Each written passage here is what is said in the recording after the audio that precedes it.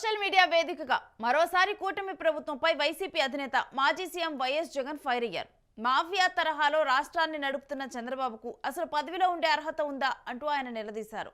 రాజకీయ నాయకులకు, పౌరులకు రక్షణ లేని ఈ రాష్ట్రంలో రాజ్యాంగాన్ని, చట్టాన్ని ఉల్లంఘిస్తూ లా అండ్ ఆర్డర్ కాపాడలేని పరిస్థితుల్లో రాష్ట్రపతి పాలన ఎందుకు పెట్టకూడదంటూ కూడా ప్రశ్నించారు. ఈ మేరకు ఆయన ఎక్స్ వేదికగా ట్వీట్ చేశారు. రాష్ట్రంలో లా అండ్ ఆర్డర్ పూర్తిగా క్షీణించిందన్నారు. రెడ్ బుక్ పొలిటికల్ గవర్నెన్స్లతో ఆంధ్రప్రదేశ్ రక్తమెడుతోందని ఆవేదన వ్యక్తం చేశారు. ఇక వైసీపీకి చెందిన నాయకులు, కార్యకర్తలపై ఒక పథకం ప్రకారం తప్పుడు కేసులు, అరెస్టులు, అది వీలు కాకపోతే తన వాళ్లను ప్రోత్సహించి మరీ దాడులు చేయిస్తున్నారంటూ కూడా ఈ ట్వీట్లో ఆయన విమర్శలు గుప్పించారు. గుంటూరు జిల్లా మన్నవ గ్రామ దళిత సర్పంచి నాగమల్లేశ్వరరావును పట్టపగలే కొట్టి చంపే ప్రయత్నం చేశారన్నారు. దీనికి సంబంధించిన వైరల్ అయిన వీడియో రాష్ట్రంలో మాఫియా, దుర్మార్గపు పాలనను తెలియజేస్తుందని చెప్పారు. వరుసగా జరుగుతున్న ఘటనల నేపథ్యంలో రాష్ట్రంలో ఎవరికీ రక్షణ లేని పరిస్థితులు నెలకొన్నాయని వైఎస్ జగన్ ఎక్స్ వేదికగా రాసుకొచ్చారు.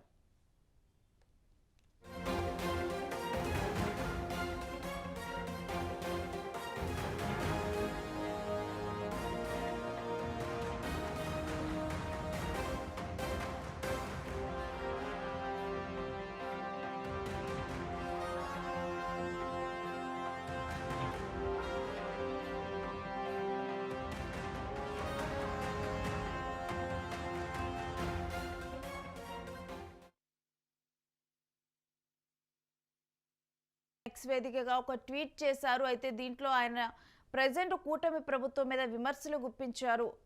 అయితే వైసీపీకి చెందిన కార్యకర్తలు, నాయకుల మీద ఒక పథకం ప్రకారం కూడా ప్రజెంట్ దాడులు చేస్తూ ఉన్నారు. ఈ వీడియోలో కూడా నాగమల్లేశ్వరరావు అనే వ్యక్తి మీద కూడా ప్రజెంట్ చంపాలి అని చెప్పి కూడా దాడి చేశారు అని చెప్పి కూడా ఈ వీడియోని పోస్ట్ చేశారు. అయితే ఈ వీడియో పోస్ట్ చేస్తూ అసలు జగన్ రాసిన ట్వీట్ను ఒకసారి ఇప్పుడు చూద్దాం మనం.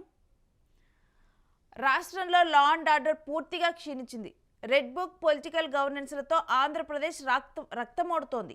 వైఎస్ఆర్సీపీకి చెందిన నాయకులు, కార్యకర్తలపై ఒక పథకం ప్రకారం తప్పుడు కేసులు, అరెస్టులు, అది వీలు కాకపోతే తన వాళ్లను ప్రోత్సహించి మరీ దాడులు చేయిస్తున్నారు. గుంటూరు జిల్లా మన్నవ గ్రామ దళిత సర్పంచ్ నాగమల్లేశ్వరరావును పట్టపగలే కొట్టి చంపే ప్రయత్నం చేశారు.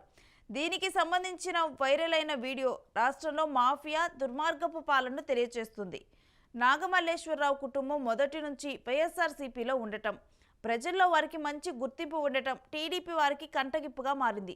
పలుమార్లు బెదిరించినా, భయపెట్టినా వెనుకడుగు వేయకపోవడంతో రాజకీయంగా అక్కడ ఆ ప్రాంతంలో వైఎస్ఆర్సీపీ ప్రాబల్యాన్ని తట్టుకోలేక స్థానిక ఎమ్మెల్యే తన కార్యకర్తలను పురిగొల్పి ఆ దాడులు చేయించారు. ఈ వీడియోలు చూస్తే జరిగిన దాడి ఎంత అన్యాయమో, ఎంత హేయమో కనిపిస్తుంది అంటూ కూడా ఎన్సీబీఎన్ అంటే చంద్రబాబు నాయుడిని మెన్షన్ చేస్తూ, చంద్రబాబు నాయుడు గారు స్వయంగా ప్రోత్సహిస్తూ తన వాళ్లతో చేయిస్తున్న ఈ దారుణాలతో వరుసగా జరుగుతున్న ఘటనల నేపథ్యంలో రాష్ట్రంలో ఎవరికీ రక్షణ లేని పరిస్థితులు నెలకొన్నాయి.